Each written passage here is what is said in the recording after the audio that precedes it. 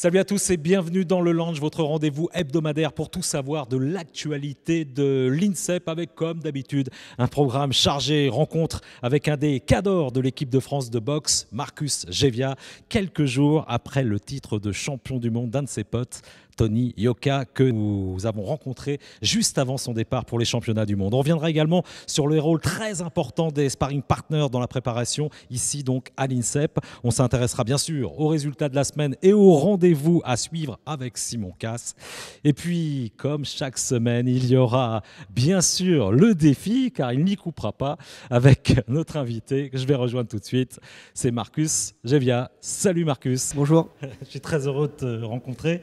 Alors, il y a un truc que tu dis souvent dans tes interviews, c'est il n'y a que le travail qui paye. C'est un truc important dans ta tête, ça. Ah, c'est clair parce que surtout la boxe, on est tout seul quand on monte sur le ring.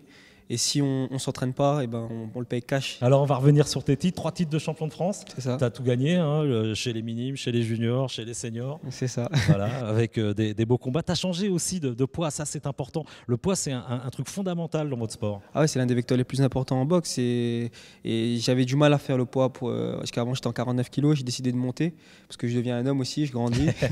Donc voilà, c'était important pour moi de monter et de prendre en puissance et voilà, de conquérir une autre catégorie. Et puis un titre aussi important pour toi, Marcus, c'est le titre de vice-champion du monde universitaire. C'était l'année dernière. En septembre. Ouais. Bon souvenir? Ah ouais, c'est l'un de mes plus beaux souvenirs. C'était vraiment une très belle compétition, surtout que je revenais d'une blessure et j'avais à cœur de prouver que je méritais ma place ici. Donc je me suis beaucoup entraîné justement avec mon père qui m'a remotivé, qui m'a montré comment gagner et je suis vraiment content après d'avoir fait ces résultats. Explique-nous comment ça se passe une compétition de boxe en fait. C'est pas un seul match, hein. Non, c'est plusieurs matchs et ça se prépare beaucoup à l'avance parce qu'il faut être au poids déjà. C'est déjà un premier combat. Ouais. Être au poids. Ensuite, quand on fait le poids, après la pesée, il y a un tirage au sort. Et le lendemain, soit on boxe le lendemain et c'est un combat par jour. Ouais. C'est un combat par jour parce qu'on ne peut pas faire deux parce que c'est un sport très traumatisant pour le corps. Et donc voilà, c'est un combat par jour et qui arrive à la finale. Après, En général, tu connais tes adversaires à l'avance? Comment ça se passe? non, c'est au tirage au sort. Après le tirage au sort, on sait. Et on voit les tableaux et donc voilà. Et ça, c'est très difficile à gérer, j'imagine. C'est ça, on peut pas prévoir. Donc c'est pour ça qu'en boxe amateur, ça va très vite. Il faut tout de suite, quand on rentre sur le ring, savoir s'adapter à l'adversaire parce que justement, on ne le connaît pas à l'avance. Donc voilà, il faut vraiment être malin et la boxe, c'est un sport, il faut être intelligent. Tu dis souvent d'ailleurs que c'est le plus intelligent qui gagne un combat, c'est pas forcément le plus fort. Moi, c'est ma philosophie. C'est ma manière de boxer sur le ring. Après, il y en a d'autres qui préfèrent la boxe plutôt bourrin, frapper, avancer. Chacun son style, je ne juge pas chacun son style, mais moi, c'est plutôt ma philosophie. C'est toucher sans être touché. Ouais.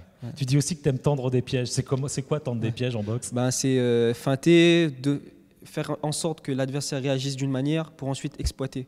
C'est vraiment ça, moi, ma boxe, comme un jeu d'échecs.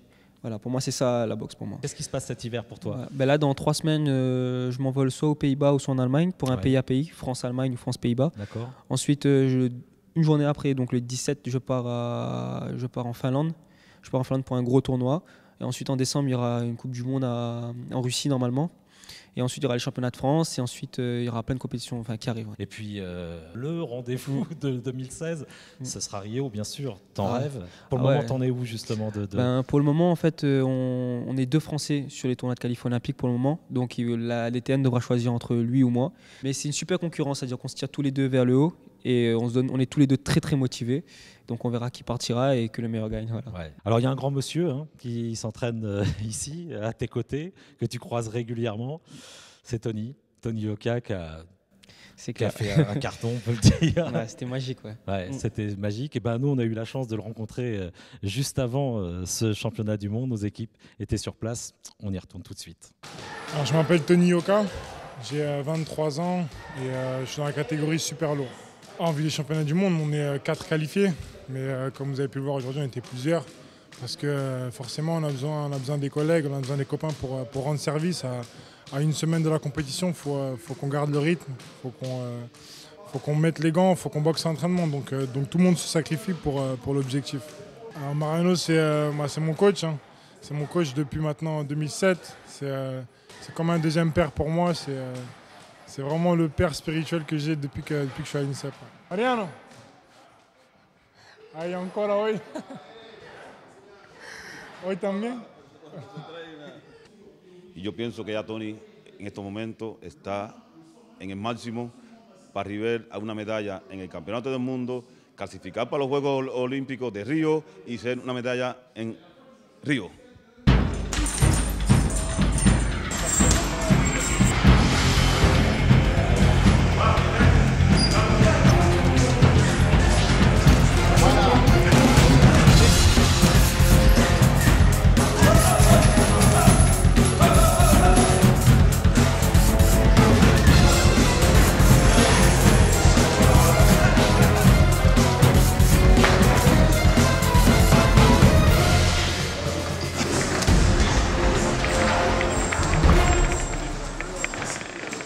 C'est vrai qu'on parle des sparring partners, ça c'est quelque chose d'important, on va en parler d'ici quelques instants, mais on vous a rencontré justement, vous en parlez avec l'ensemble de l'équipe de France. Petit sujet, petite news sur les sparring partners. Alors mes sparring partners, il y avait deux super lourds qui sont venus mettre les gants. C'était intéressant parce qu'il y en avait un grand et un plus petit, donc c'est vraiment les deux sortes d'adversaires que je peux avoir au championnat du monde.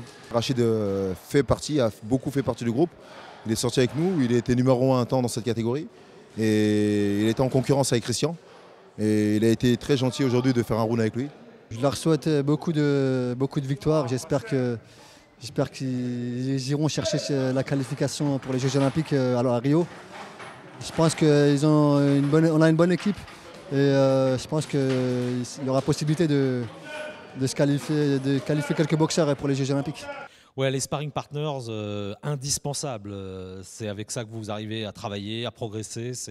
Ça fait partie de votre quotidien. C'est ça, c'est vraiment essentiel. C'est ce qui nous permet d'avoir des repères sur le ring, de tester nos capacités physiques.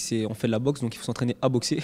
Ouais. Donc voilà, et c'est ce qui nous permet vraiment de progresser et d'être performant le jour J pour les combats. C'est toujours les mêmes adversaires ou vous essayez justement de renouveler Non, justement, à l'INSEP, on a quand même une variété de boxeurs. Et moi aussi, je vais chercher aussi à l'extérieur d'autres boxeurs.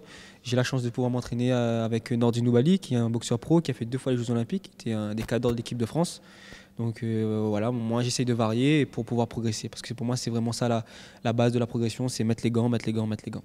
Eh ben, c'est le moment de nous déplacer. Je te propose de venir avec moi, Marcus. On va rejoindre Simon, que tu connais bien en plus. Hein. Oui, Simon, il est dans ma classe à Sportcom. Donc vous êtes souvent ensemble. Voilà. On ne veut pas savoir les bêtises que vous avez faites, mais par contre, tu vas lui laisser ton micro. Il a peut-être des choses à nous raconter. Reste avec nous, mets-toi ici. Bonjour Simon. Salut Fabrice. On va s'intéresser, comme d'habitude, aux résultats des sportifs ici de l'INSEP qui se baladent un peu partout sur la planète. On commence avec du volley. Et oui, le volley, Fabrice, la victoire écrasante de l'équipe de France. Oui. Quelle victoire. Quel match. Victoire. Champion d'Europe, donc ouais. Magnifique victoire. Comme tout le monde, ce que tu as aimé, c'est le match, le dernier point. La balle de match de Ngapet, là. vraiment impressionnant. Tu as vu ça, non? Ouais, j'ai vu. Vraiment, c'est impressionnant et c'est un risque qu'il a pris aussi. Hein. Ah oui, c'est clair. Mais... Et ça a marché et c'est ça les grands joueurs. Il était serein. Ouais, super. Allez, on enchaîne avec la boxe. On en reparle. Forcément. Tony Yoka, champion du monde. Ouais. Magnifique aussi. Il n'y a que des médailles d'or ce week-end. Ouais, petite dédicace à Tony, peut-être? Ah, Tony, respect. Non, vraiment, il nous a fait vraiment rêver. C'était vraiment un événement magique pour nous. Tous les boxeurs, on a suivi ici. On a regardé à la télé et vraiment. Vous avez pleuré.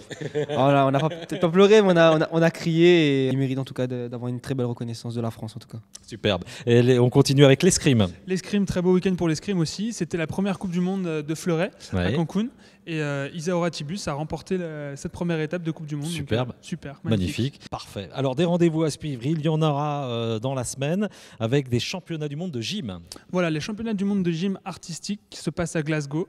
Ça commence vendredi. L'équipe de France ira décrocher son billet pour les Jeux, j'espère. Ouais, c'est encore un challenge important en ce moment. Hein. On compte les points et on essaie de les voilà, ramasser pour les Jeux. Hein. Et puis, on termine avec les internationaux de France de badminton. Voilà, le badminton, un gros tournoi qui se passe à Pierre de Coubertin, dans la salle Coubertin. Et pareil, un gros plateau avec tous les meilleurs badistes du monde, une grosse étape. Merci Simon. Rendez-vous la semaine prochaine et tu vas me suivre. Je crois qu'il y a un petit sparring partner, on en parlait il y a quelques instants, qui est arrivé. Garçon que tu connais bien, qu'on va féliciter, big up. On va te donner le micro, Tony, on est heureux de t'accueillir. Avec Marcus, vous ne faites pas du tout. Vous ne jouez pas dans la même cour, hein, tous les deux.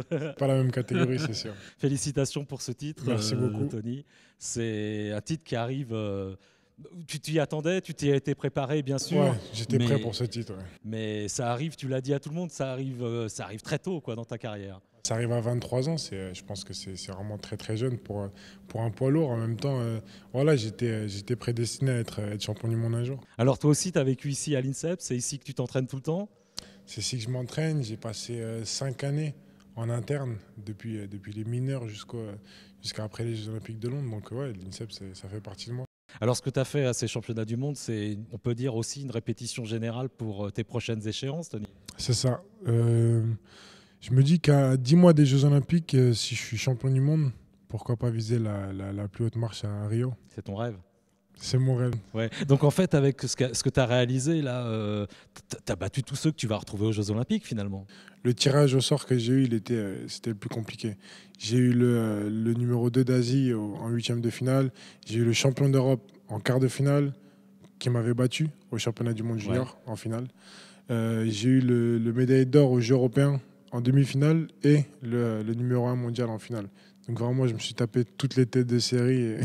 Et voilà, une fois arrivé en finale, je me suis dit, j'ai pas fait tout ça pour rien. On disait aussi que ce qui manque peut-être aujourd'hui à la boxe pour qu'elle soit un peu plus médiatisée, c'est un héros, une star. C'est peut-être toi, la star de cette discipline. J'aurais pas la prétention de dire que... Moi, j'ai le droit de le dire. Toi, oui, mais moi, non. Non, franchement, je pense que oui, ça va faire du bien à la boxe parce que ça fait un bout de temps qu'on parlait plus en bien de nous. Parce que voilà, ça fait 2 championnats du monde où on rentre sans médaille. Comme je l'ai dit, la boxe, elle n'est pas morte. C'est juste que des fois, il est creux. Hein. Alors, en tout cas, tu as fait rêver tous les boxeurs, tu as fait rêver tout le monde, je crois. Bravo, félicitations. Merci beaucoup. Et puis, bonne continuation avec en ligne de mire Rio. Les Jeux Olympiques. Tu vas avec... là, j'y vais avec plein d'ambition. Du coup, je me dis que si je suis champion olympique, si je suis champion du monde, il faut que je sois champion olympique. Bon, l'émission se termine, mais comme d'habitude, il y aura un défi. Alors exceptionnellement, comme tu es avec nous aujourd'hui, on va te proposer de faire le défi du land. Ça marche. Tu nous suis, on va accompagner Marcus. Alors Marcus, sa particularité, c'est qu'en plus, il joue jamais aux fléchettes. Je sais pas comment... Et tu fais le maximum. De toute façon, on n'a personne qui a joué pour le moment aux fléchettes. Mais je ne savais même pas qu'il y avait un jeu de fléchettes à l'INSEP. Non, mais c'est le spécial lounge. À toi de jouer, Marcus. Tu as 3 fléchettes. Il faut que tu te rapproches. Ah, ça, c'est pas mal quand même. Ah, ça part plutôt bien. Ah ouais. En fait, il s'est entraîné en coulisses. Pas mal. On va noter la cible quand même pour regarder parce qu'il y aura certainement d'autres concurrents qui vont s'entraîner. On a combien? 17 et 3, on a 20 points, c'est ça? À 36 points. 36 points. Alors allons-y. Petit défi du nouveau champion du monde de boxe. Ah ouais, pas mal, ça part bien. Il est dans le rang central. T'as tapé un peu mieux la première. Attention, deuxième. Ah ouais, t'es battu, je crois, Marcus. Merde. Ouais. Je sais pas, on va voir les pointages. La victoire revient à Marcus. Bon, il va falloir la précision. Je vais pas te faire l'affront de parler de ta précision parce que je sais qu'elle est toujours au rendez-vous. Tony, félicitations encore. Merci beaucoup d'être venu nous rejoindre. Marcus, je te salue. Merci aussi à toi de nous avoir tout raconté sur ta vie et puis tes espoirs. On croise les doigts pour vos prochaines échéances, les gars. Et puis nous, on vous donne rendez-vous la semaine prochaine pour un nouveau numéro du Lounge. Salut, bravo. Merci.